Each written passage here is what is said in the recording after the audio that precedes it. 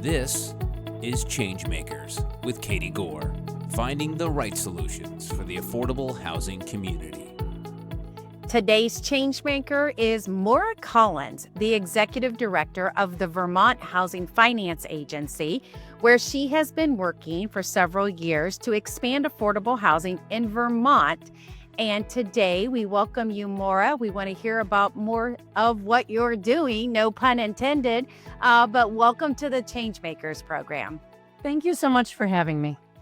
It is an honor to have you here. I'm excited to hear about Vermont. Let's just start right there. Tell us more about Vermont and maybe how long you've lived there, what the affordable housing is like, before we dive into all of the innovative programs that you're doing and all the ways you're helping solve affordable housing challenges. Well, I'm not a Vermonter. I want to be very clear. I'm from New York, and after graduating from college, actually lived in Boston for several years, working in affordable housing before moving up here in 2002. So it was a bit of a culture shock. Vermont is the nation's second smallest state, and we are really rural until I started spending more time out west. And I got caught with only a quarter tank of gas in the middle of nowhere, Utah. And I realized we are rural, but it's a different kind of rural. New England rural is small. So most of our communities have less than 2,500 people. The state as a whole is about 650,000 people. So the great state of New Hampshire, which we are often confused with because one of us is right side up and one of us is upside down. We look the same, the state of New Hampshire and Vermont, but they have twice as many people as we do.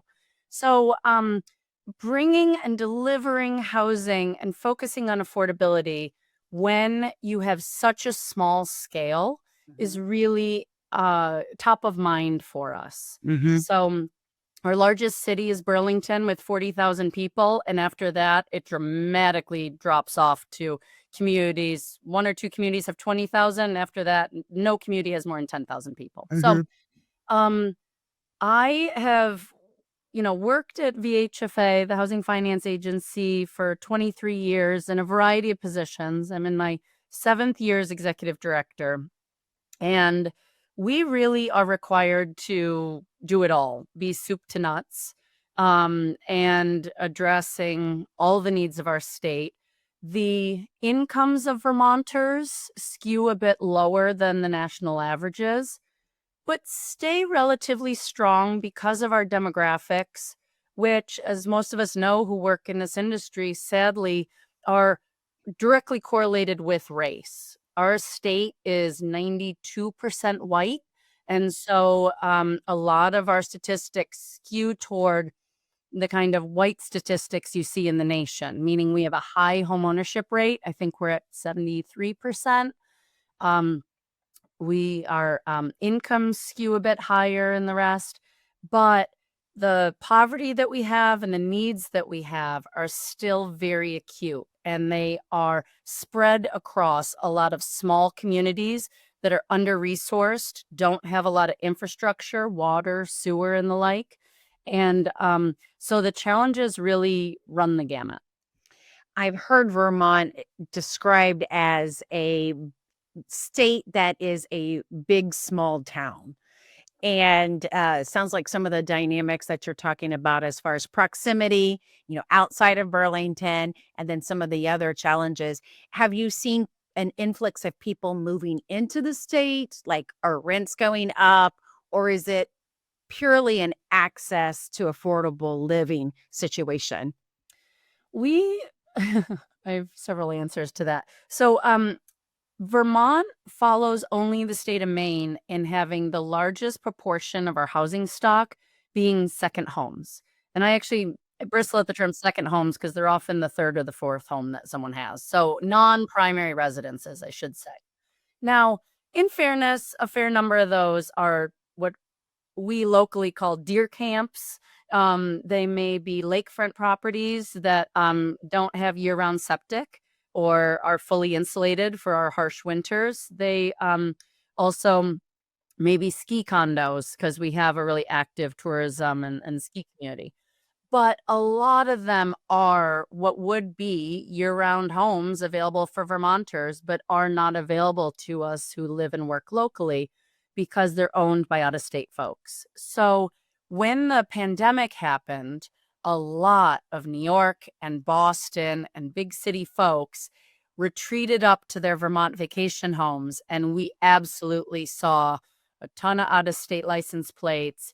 And in many ways, um, I will say that was hard for our communities to see and adapt to. And it was hard to watch my fellow Vermonters have that kind of reaction. It was a little embarrassing to see how we treated outsiders when there was this influx. But there were a lot of things about the pandemic that maybe all of us weren't at our best because there was a lot going on. We haven't seen that increase in out-of-staters maintain since 2022. A lot of them have gone back to their big city lives, but there has been an uptick in interest in living in Vermont, and that has really driven our housing shortage, and our housing markets have gone haywire since 2020, and prices have skyrocketed faster than they were. We have not been keeping up with supply going back to the 80s. Right. So I don't ever want to blame this problem on the pandemic or out of Yeah. staters or anything like that. But yes, rents continue to rise. Home prices are up every year. Our inventory is not what it needs to be. We have estimated that we need to about double or triple the amount of home construction that we've been doing in our state. And our legislature and governor and housing policymakers have been doing wonderful things to try to meet those goals, but I don't think we've done everything just yet.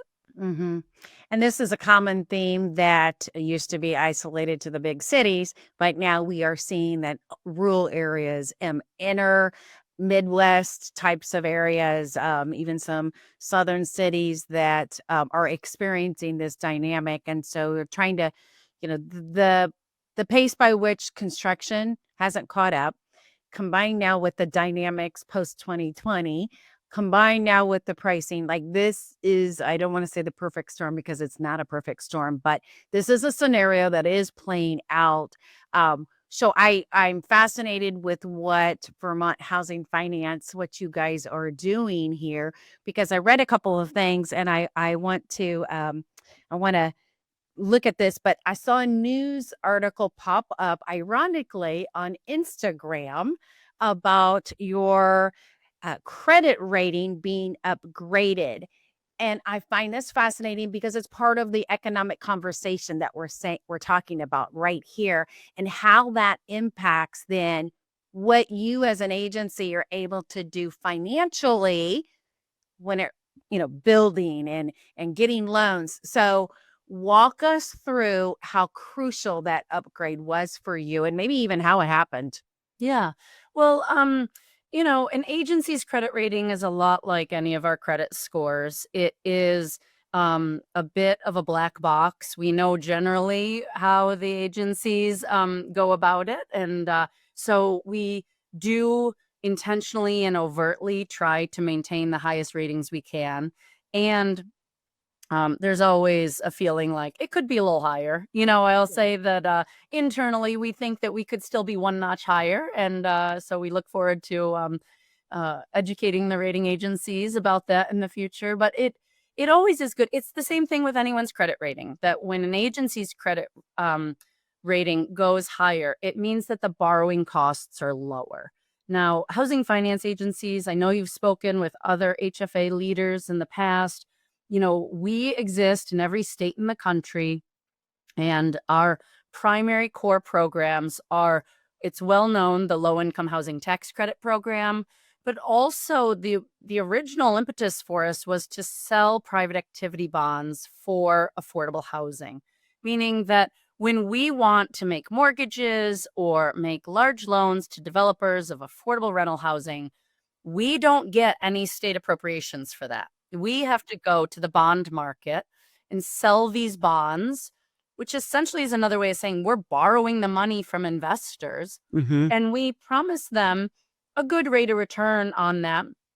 But they're usually happy with a slightly lower rate of return than they could get elsewhere because our bonds are tax exempt. So they're not paying taxes on the earnings of that investment. So let's say that we promise bondholders that we'll pay them 5% of on the return for their money for the next 30 years. We turn around and make mortgages either to first-time home buyers or to rental developers at 6%, let's say. Mm-hmm. Now that's below what the market can offer and what they can get from a conventional lender. And we're limited as to how much that spread can be between what we're getting in from our borrowers and what we have to pay back to our Okay. bondholders. Right. So when our ratings change, that means that we look like a better investment for that bondholder. We are more safe, secure, higher rated. So they may accept even a lower rate of return on their end, which means we can pass that forward to our borrowers and make the housing more affordable. Mm-hmm. So it's very important what our rating is. At the same time, I'm going to keep talking about our small state. We feel an obligation to really balance the mission of our agency with the margin, the profit margin of the agency. Right. And we can't get too focused on one or the other. Mm-hmm. If we were 100% mission focused with no awareness of our financial sustainability, we run the risk of going out of business 3 years from now. If we are so focused on the margin, then we run the risk of not meeting our mission. And so a rating is a balancing act. We could stock away lots of cash in our bank accounts and in our bond indentures and all that and get a much higher rating. And we know that. We could do that. But it's important to put the money out there and build the housing and get it done. So we've strategically chosen to find that Goldilocks sweet spot Yeah. of offering low enough rates so that we can deliver on our mission while also making sure that we are sustainable for the next 50 years. Since we just hit our 50th birthday, we're, very focused on how we set ourselves up for success to be here long term. Mm-hmm. That balance of strong financial performance with social mission is one that housing finance authorities, you guys are trying to strike, but now so are nonprofit developers. So are housing authorities who are dabbling into mixed finance. Even Quadell as a private company, we want to do the same thing when we take on projects. We're like, is it our ideal client? Is it our ideal market? Yes. Is it even financially feasible? But yet, what is that mission that we're going to accomplish?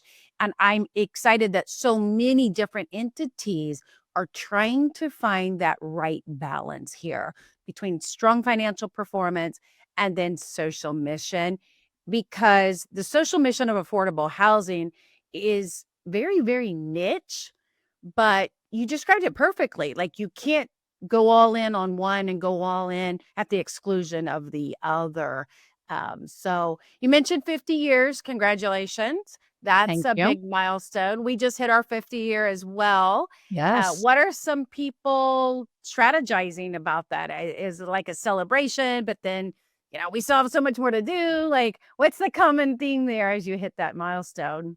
Yeah, there was in the past year, there's been a lot of celebrations, and it has been so much fun to look back and just to recognize how we are standing on the shoulders of giants. I am very proud that I'm only the third executive director at VHFA, so we have a lot of stability with our agency. We started, like many HFAs, doing traditional mortgage lending. A couple years later, we added on rental housing. In the late 80s, obviously, we took on the LIHTC program.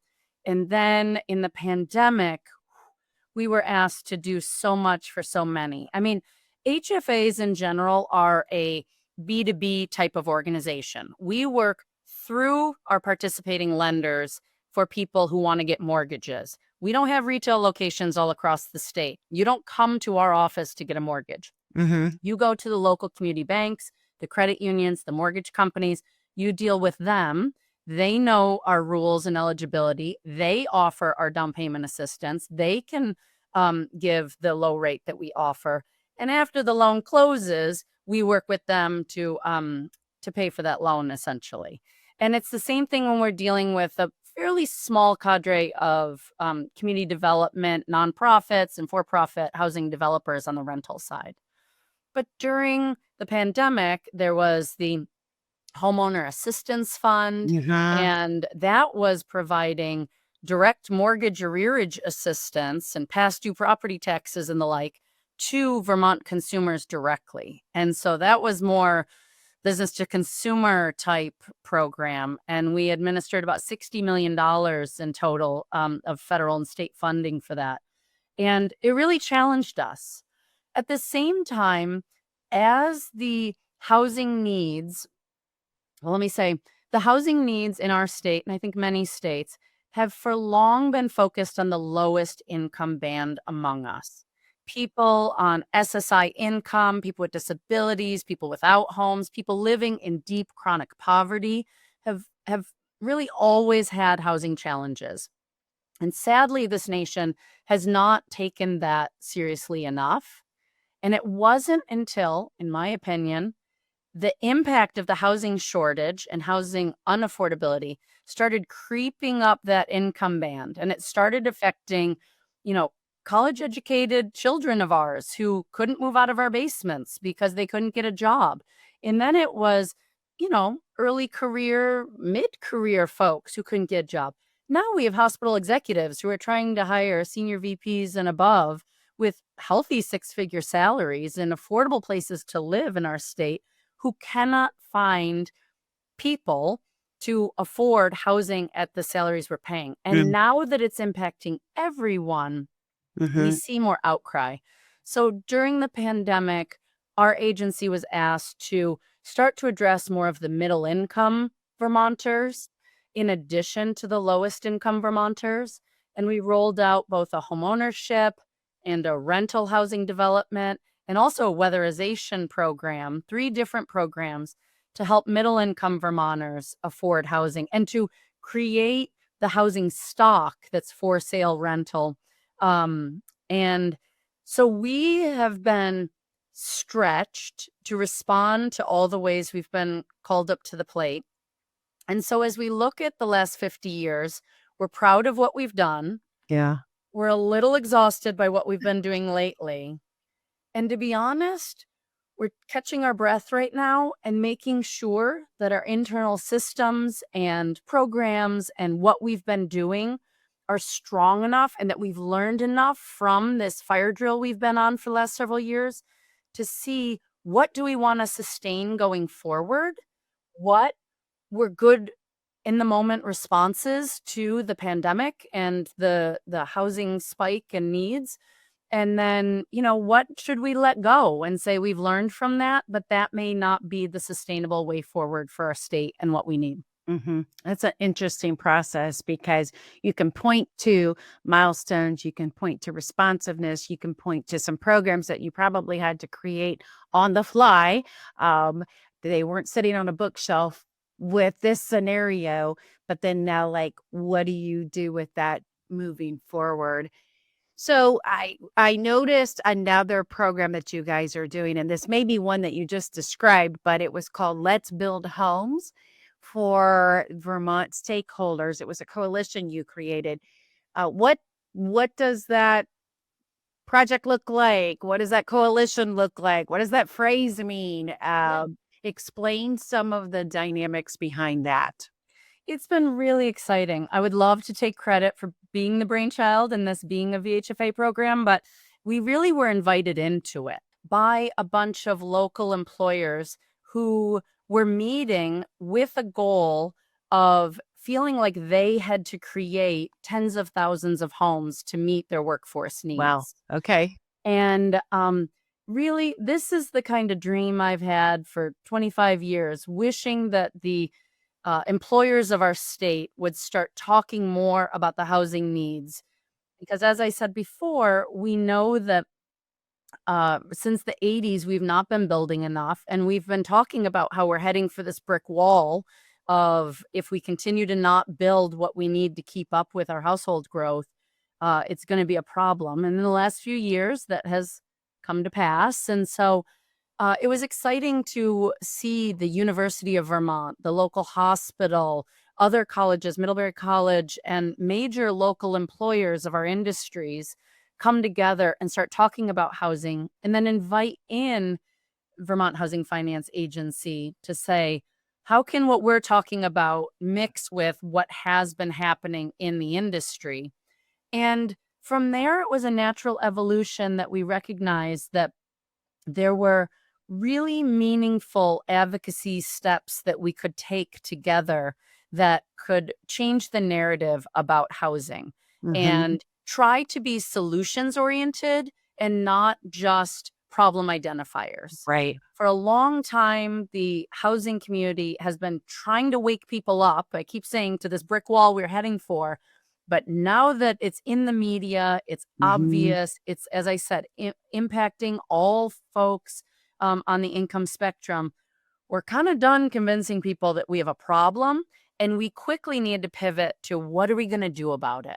So Let's Build Homes, I'm on the executive committee of it, and there's a board of 20 individuals statewide that have come together and identified a few key priorities, such as how do we control the cost of housing? And as a part of that, how do we encourage offsite manufactured housing as one example? How do we look at both local and we have some statewide permits that can make housing development riskier because of the unknown delays and the time that it takes and the costs of those permits? How can we look at encouraging more communities to embrace housing in many ways? And how can we support the affordable housing network in having the funding they need to direct the resources? Because without those resources, we will not be able to hit that lowest income band who does need the assistance the most. So it has been very exciting. We launched in January. We have a part-time legislature that only meets from January through mid-May. And there was a tremendous win that came out of the first legislative session of advocacy that Let's Build Homes really championed. And that was a project-based TIF, tax increment financing, that's focused just on housing. And it's supposed to be accessible to our very small rural communities that otherwise would not probably be candidates for offering a TIF program townwide. But this is just to pay for infrastructure needed to support housing. And it's designed to be so easy and accessible that we can make investments in housing in these very rural, very small Vermont communities. Because our worry is that if we don't equitably distribute resources and make sure that we're building everywhere, then we may end up with communities that grow and thrive, that are the big name towns, the ski towns, Killington and Jay Peak and Burlington and Rutland and Montpelier, and maybe those communities will grow and thrive. But the towns that I could list off that you've never heard of will fall behind. And we run the risk that those could essentially become gated communities, because if the stock doesn't keep up with the demand, then the prices will just increase. And Vermont runs the risk of becoming a playground of the rich and famous. I mean, we have so many out-of-staters and so many second homes, and we have so much great outdoor recreation that we do find a lot of people coming in, using some of the resources, and maybe not calling Vermont home. So we need to make sure that we can house Vermonters who want to be here at the same time while creating a welcoming environment for all.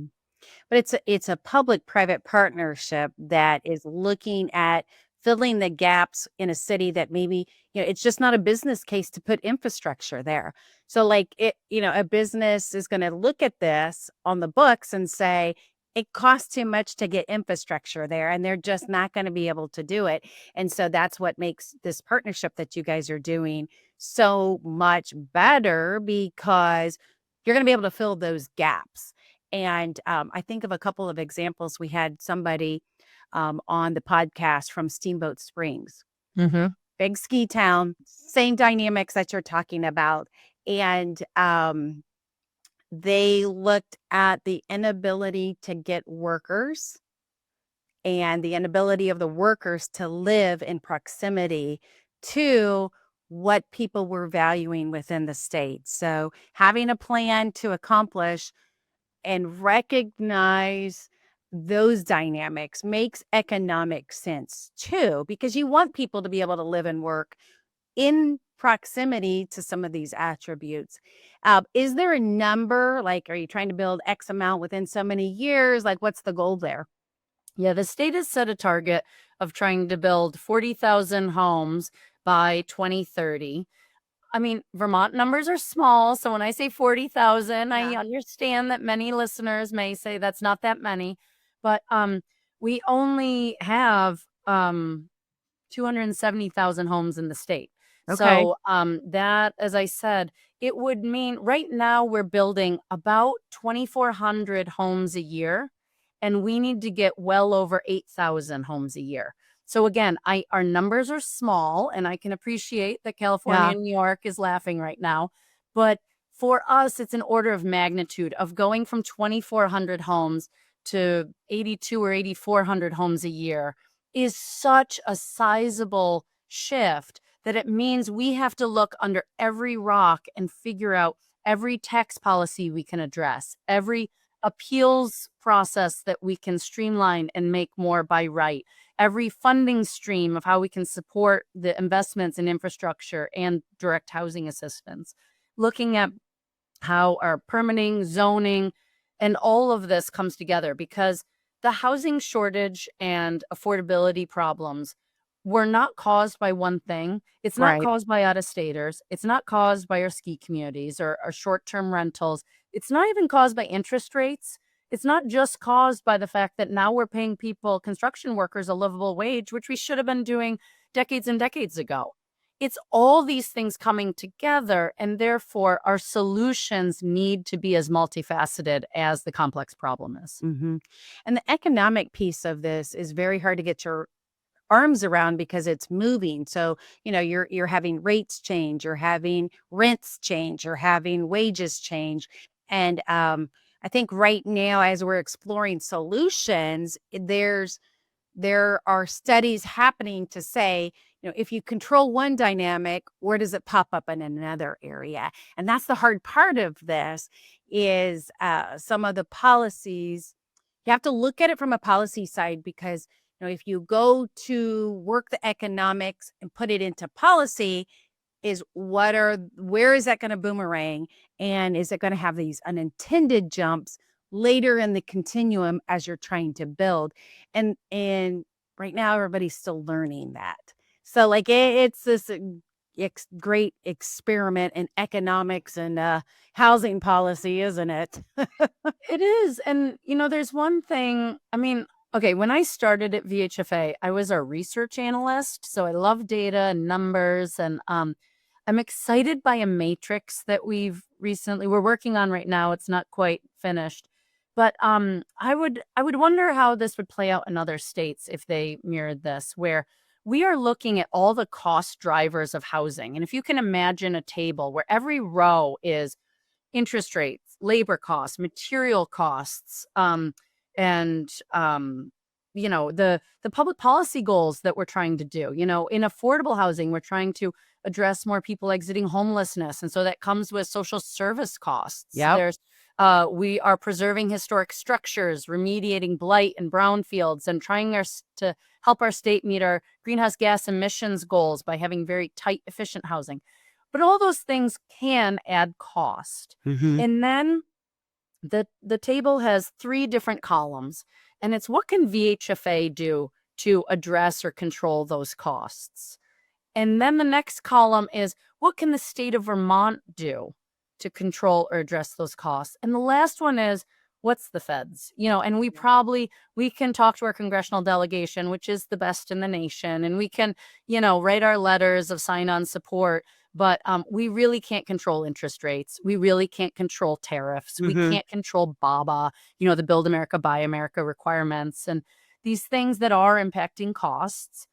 And so I could raise my fist and be mad at those cost drivers that we can't control.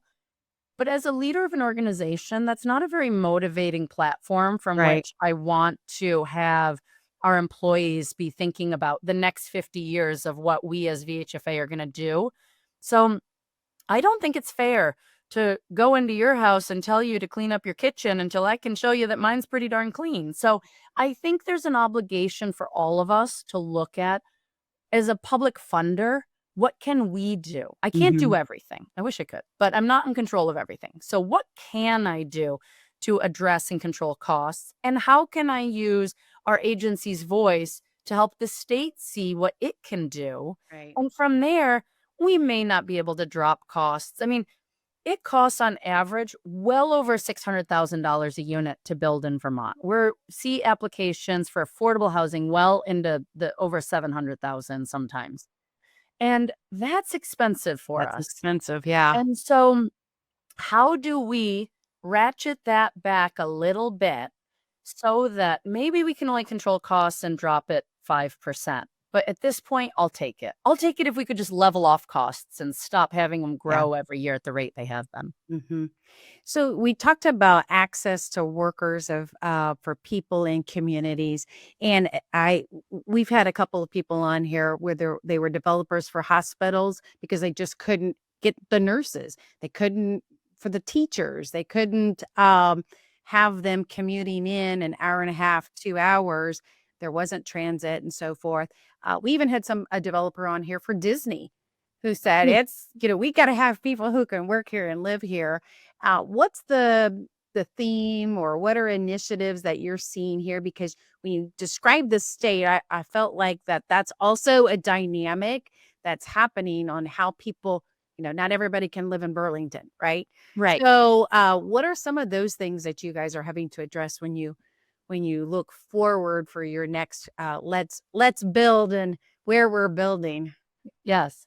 Well, we're seeing the same dynamics. The University of Vermont Medical Center, which is based in Burlington, but actually serves part of New York and a big region of northwestern Vermont, they have been building housing for their workers.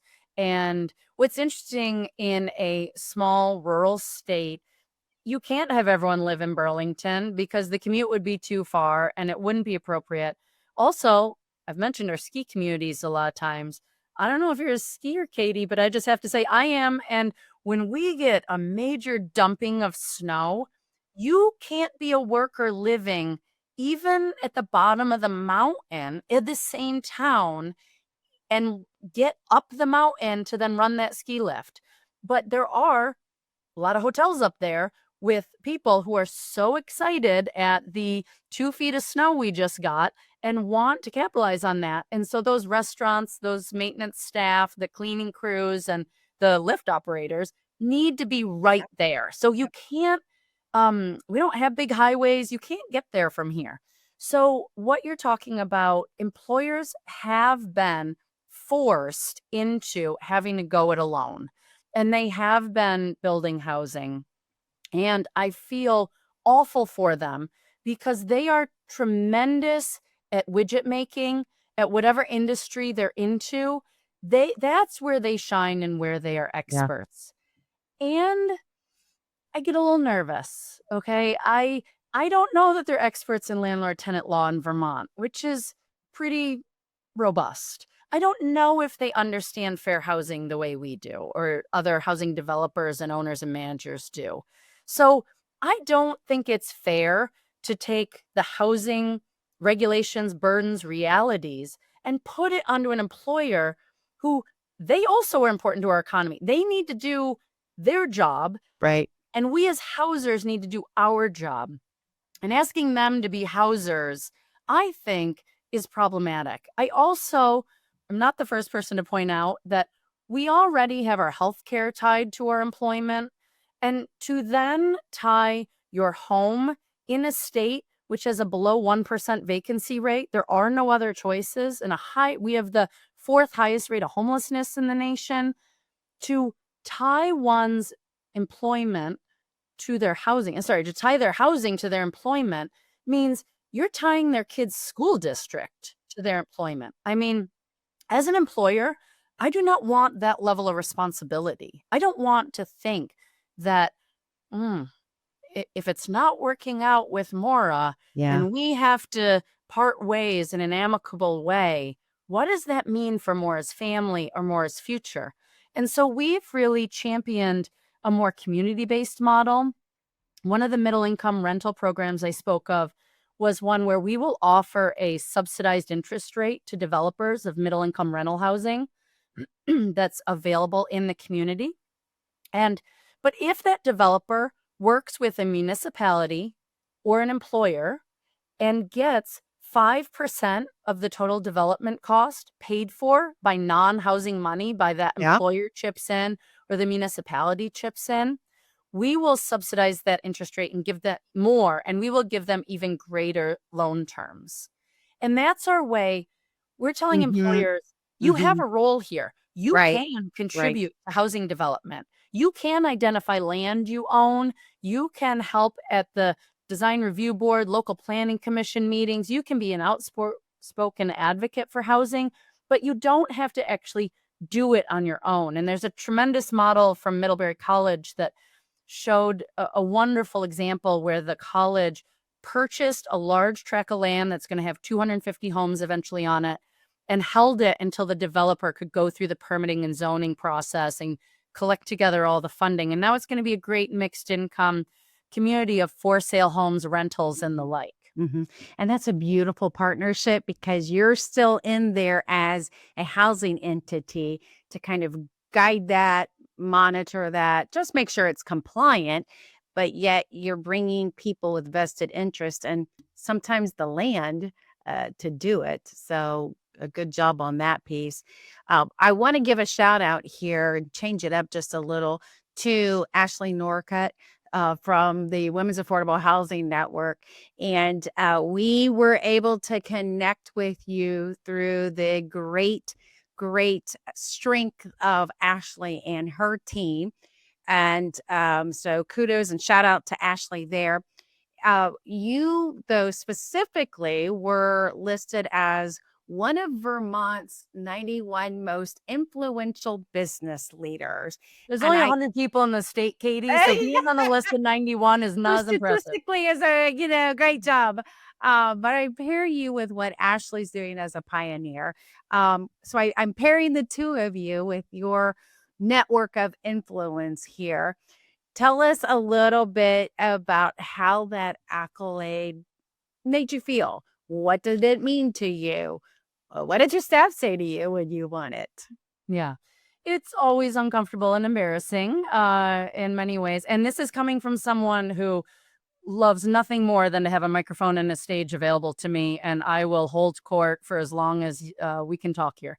But it is exceedingly uncomfortable to represent an organization of 50 hardworking Vermonters, and just because I'm the only one willing to grab the mic and step up on the stage and be the face of VHFA doesn't mean that all the wonderful good ideas and the hard work are all mine to do. So a lot of those recognitions are because of the reputation of our agency, the way we have been piloting middle income programs and stretching outside our comfort zone, yet while still maintaining the high credit ratings and having strong financial controls. So it's undeserved in many ways, and it is wonderful to see how VHFA is recognized in our state and to use some of these platforms to talk about some of the issues that are so important to our organization. And so it's wonderful when we can have the agency be seen in a positive light, and then have that platform to talk about how we're embodying those values. Mm-hmm.